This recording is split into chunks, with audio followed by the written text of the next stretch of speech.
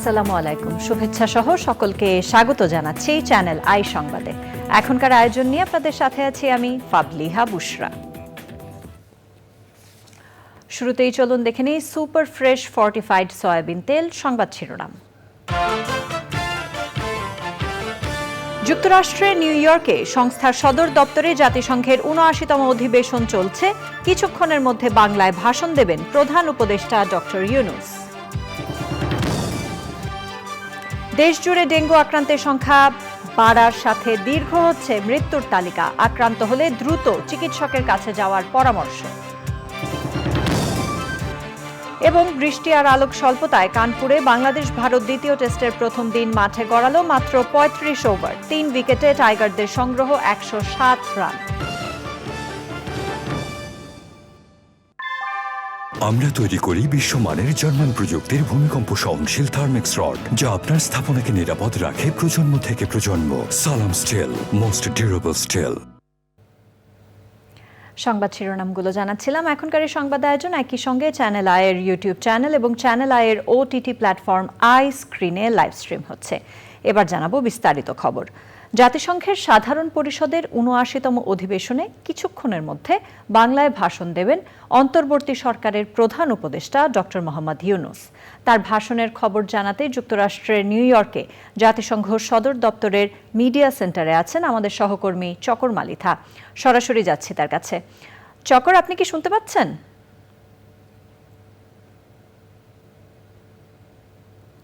প্রিয় দর্শক, চকরের সাথে আমরা যোগাযোগের চেষ্টা করছি। যোগাযোগ হওয়া মাত্র আপনাদেরকে সেখানে নিয়ে যাব। চলে যাচ্ছি পরবর্তী খবরে। দেশ জুড়ে ভয়াবহ আকার ধারণ করছে ডেঙ্গু। প্রতিদিনই বাড়ছে আক্রান্তের সংখ্যা, সেই সাথে দীর্ঘ হচ্ছে মৃত্যুর তালিকা। চলতি বছরে এখন পর্যন্ত ডেঙ্গু আক্রান্ত হয়ে হাসপাতালে ভর্তি হয়েছেন প্রায় ২৮,০০০ মানুষ। সরকারি হিসেবে আজ সকাল পর্যন্ত ডেঙ্গু আক্রান্ত হয়ে আরও ২ জনের মৃত্যু হয়েছে। এ নিয়ে সারা দেশে মারা গেছেন ১৪৩ জন। ডেঙ্গু আক্রান্ত হলে দ্রুত চিকিৎসকের কাছে যাওয়ার পরামর্শ দিয়েছেন বিশেষজ্ঞরা। প্রিয় দর্শক, জাতিসংঘের সাধারণ পরিষদের ৭৯তম অধিবেশনে কিছুক্ষণের মধ্যে বাংলায় ভাষণ দেবেন অন্তর্বর্তী সরকারের প্রধান উপদেষ্টা ডক্টর মোহাম্মদ ইউনূস। তার ভাষণের খবর জানাতে যুক্তরাষ্ট্রের নিউ ইয়র্কে আছেন আমাদের সহকর্মী চকর মালিথা। যাচ্ছি তার কাছে। চকর, প্রধান উপদেষ্টার ভাষণ কখন শুরু হতে পারে?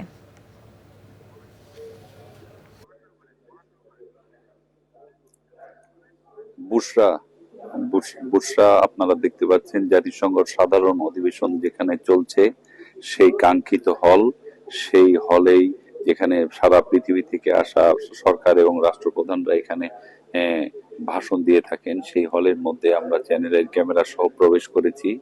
এখানে কিছুক্ষণের মধ্যেই এখানে ভাষণ দিবেন বাংলাদেশের অন্তর্বর্তীকালীন সরকারের প্রধান উপদেষ্টা, শান্তিতে নোবেল বিজয়ী অধ্যাপক মোহাম্মদ ইউনূস।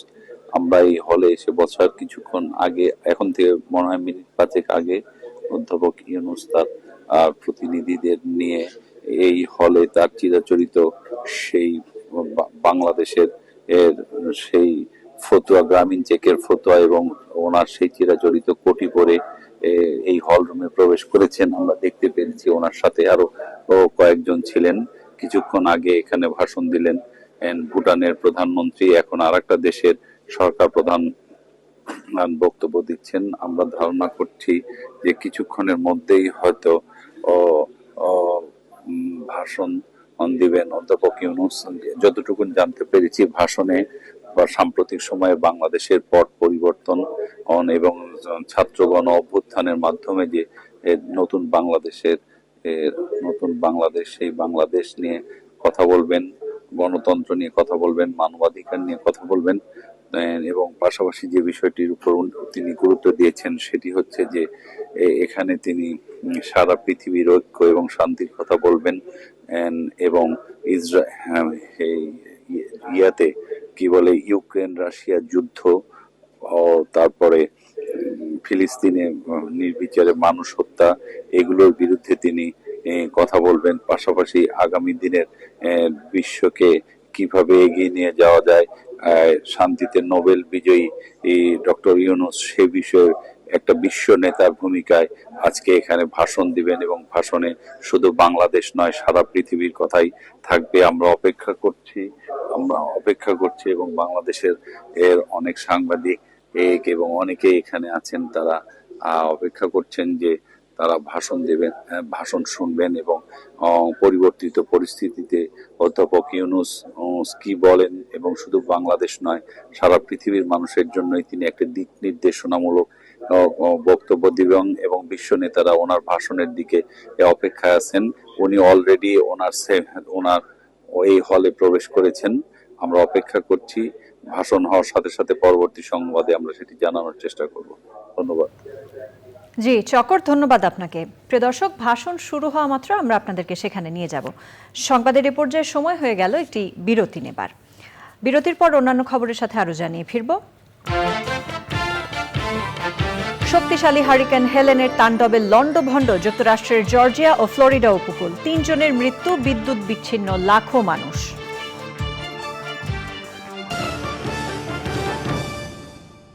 ফিরে এলাম আমিন জুয়েলার্স আন্তর্জাতিক সংবাদ নিয়ে।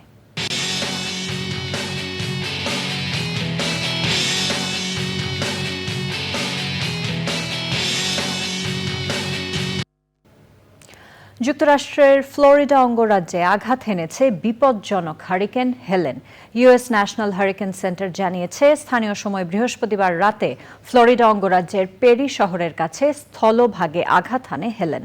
আরও শক্তিশালী হয়ে হারিকেনটি অত্যন্ত বিপজ্জনক ক্যাটাগরি 4 হারিকেনে পরিণত হয়েছে। ঝড়ের সময় ঘন্টায় 225 কিলোমিটার বেগে বাতাস প্রবাহিত হয়ে দক্ষিণে বিগ বেন্ড এলাকায় আঘাত এনেছে। হারিকেন হেলেন এখন গ্রীষ্মমণ্ডলীয় ঝড়ে দুর্বল হয়ে জর্জিয়ার ওপর দিয়ে চলে গেছে। এখন পর্যন্ত হেলেনের প্রভাবে 3 জন নিহত হওয়ার খবর জানিয়েছে সংবাদ মাধ্যম CNN। এবার রয়েছে কৃষি সংবাদ।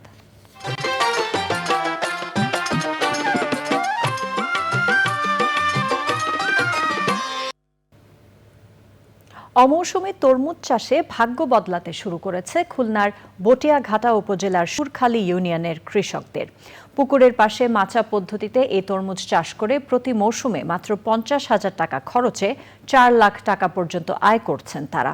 এতে যেমন সচ্ছলতা এসেছে, তেমনি তরমুজ চাষে উৎসাহ পাচ্ছেন চাষিরা। এবার রয়েছে প্রকৃতি সংবাদ।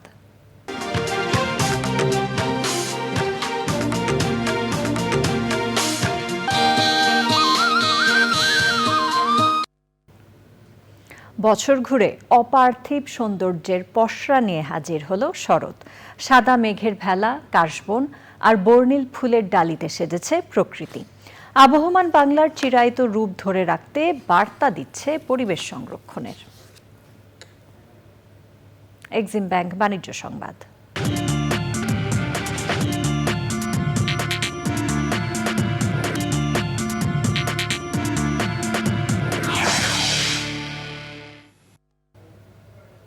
লেবাননে ক্রমবর্ধমান ইসরায়েলি হামলার কারণে দেশটির কৃষি থেকে পর্যটন খাতের মতো গুরুত্বপূর্ণ অবকাঠামো ক্ষতিগ্রস্ত হয়েছে।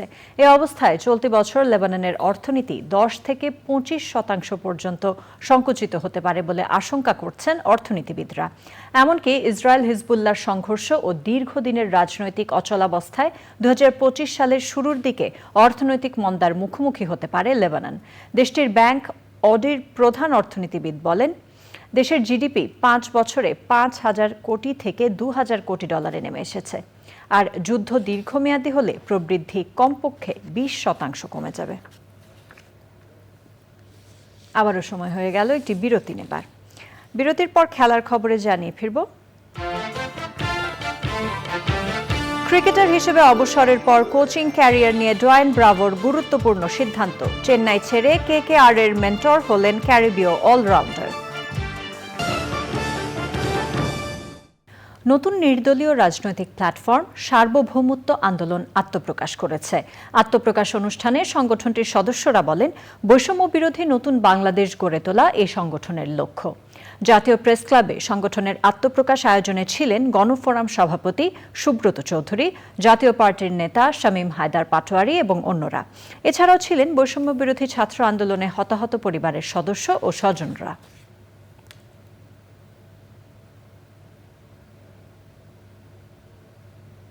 এবার রয়েছে খেলার খবর।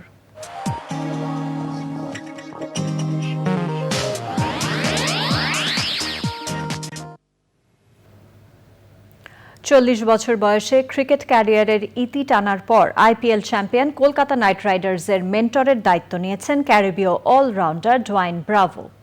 ক্যারিবিয়ান প্রিমিয়ার লিগে ত্রিনবাগো নাইট রাইডার্সের ক্রিকেটার হিসেবে এই মৌসুম শেষে অবসর নেওয়ার সিদ্ধান্ত ছিল তার, কিন্তু সেন্ট লুসিয়া কিংসের বিপক্ষে ম্যাচে গুরুতর চোট পেয়ে আগেভাগেই ক্যারিয়ারের ইতি টানলেন ওয়েস্ট ইন্ডিজের হয়ে দুবার টি-20 বিশ্বকাপ জেতা এই অলরাউন্ডার। 582 ম্যাচে 613 উইকেট নিয়ে ব্রাভো টি-20 ক্রিকেটে সর্বোচ্চ উইকেট শিকারী বোলারের রেকর্ডের মালিক। অবসরের পরপরই কলকাতা নাইট রাইডার্স নতুন মেন্টর হিসেবে ডোয়াইন ব্রাভোর নাম ঘোষণা করেছে। ভারতীয় ক্রিকেট দলের কোচ হিসেবে গৌতম গম্ভীর দায়িত্ব নেয় কেকেআরে তার স্থলাভিষিক্ত হলেন ব্রাভো। 2021 সালে আন্তর্জাতিক এবং গত মৌসুমে আইপিএলকে বিদায় জানানো ব্রাভো কিছুদিন চেন্নাই সুপার কিংস ও আফগানিস্তানের বোলিং কোচের দায়িত্বে ছিলেন।